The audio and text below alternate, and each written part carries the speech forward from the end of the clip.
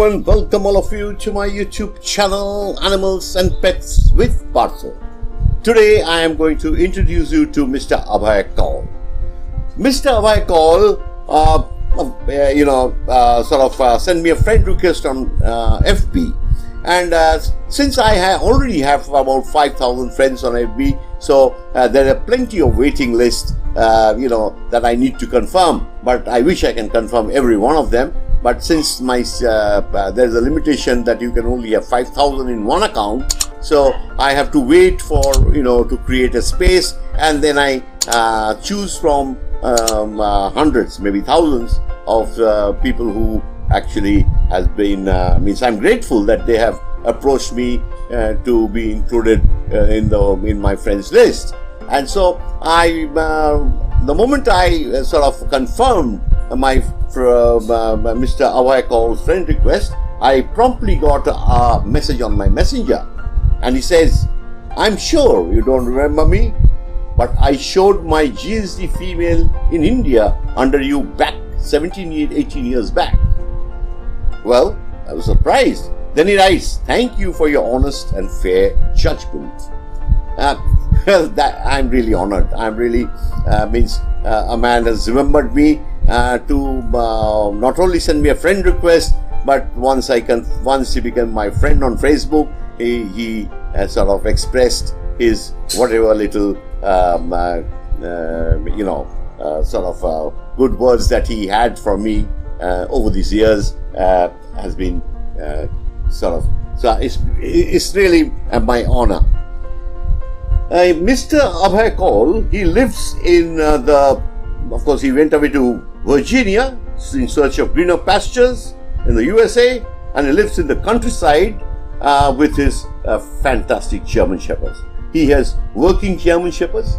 So his idea of German Shepherds is that German Shepherds are more than a dog that runs in the ring. It is a true utility dog that has versatility beyond any other breed. The only measurable two criteria of the concept of the GSD should be the recognition of the functionality of the dog, its mental and physical capability working in sync with its handler. And I'm sure all German Shepherd people around the world will agree to it. And of course, I have had German Shepherds, but I have had plenty of other breeds also. But still, I would definitely say that the German Shepherd people are not really wrong in sort of glorifying their dog. It is a truly glorious breed, and a truly king of the purebred dog game in the world. It has ruled the purebred dog scenario over generations and generations, hundreds of years. The popularity never seems to sort of deplete. So now this video you will see that Mr. Abhai Kaul's beautiful German Shepherds means all working dogs. They have been doing man work, they're doing obedience, they're playing, they're family dogs, and they're waiting for the food in the kitchen. They're everything. It's truly a versatile breed. It sort of gives you an insight to what a great breed these German Shepherds are. And they are intelligent. So you need to be intelligent to handle them also, because their great intelligence, they want that means somebody who's dealing with them also should be able to sort of give them the food for their thought, and they're willing to please you. They're willing to please their owner. They're not. They're all the time. They're very bright animals, and it's very important that you are able to train your German. They really self-train themselves. It's with very little effort you can train a German Shepherd, and I can assure you is that my life started in dogs when my father had a German imported German Shepherd called Millie, and that's the first time that we had a real pedigree dog at home when I was a little toddler. But since then, I have had several German Shepherds over the years, and I must admit, it is really, truly a great breed. Now, what I need to tell you that people like Mr. Abhai Kaul, who's of course gone to Virginia, but there are plenty of people in India who need to be recognized, who need to be focused, who need to sort of lead the dog-loving fraternity of this country. The people who go to dog shows is people, when they see people like Abhai Kaul, they will sort of be attracted to go to dog shows and things like that. But what has transpired in our country is very sad, because hundreds and hundreds, thousands of people who've actually been, who got associated with this sport have had to leave this game, and they have alienated themselves from this sport. They've been rather forced to do it, because the situation in this dog world of this country went into the hands of a very on the hands of a syndicate who built a sort of whole network of psychophants all across this country.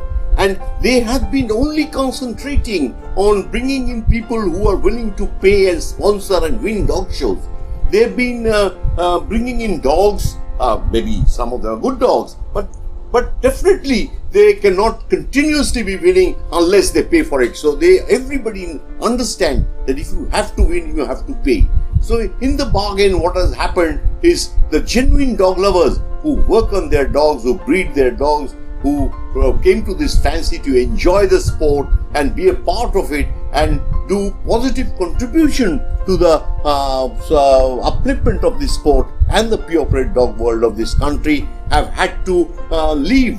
And what has happened is a bunch of crooked people took over. And mostly, there are some great judges, of course, in this country, but many of these judges are actually sponsored stooges of the syndicate, and they work as psychophants. So, through these judges, and of course, now they have built a network of international panel of judges who usually come from the small European and other countries, and there are a lot of crooked judges across the globe and who don't know their dogs. They only sort of aspire to get free holidays to other countries of the world, and they travel.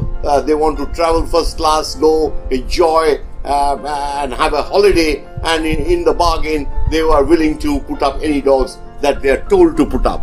So this, over the years, when you do it for decades, then finally what happens, the entire infrastructure, the entire dog-loving fraternity of this country have actually shut their eyes on the dog show scenario. And what is there are few people who actually want to, their businessmen and sellers, they need titles and this and that so that they can say that this is my dog and his father is this and has won. So that's how they are able to market and sell their puppies.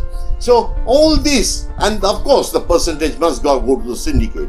The syndicate has had completely taken over the entire dog game of this country, barring of course some clubs. They have been very modestly running beautiful shows like the Indian National Kennel Club, and then we recently have the United Kennel Club, who have actually discussed it with the syndicate. They have been running some wonderful shows, but they are because India is vast and the dog-loving fraternity is huge.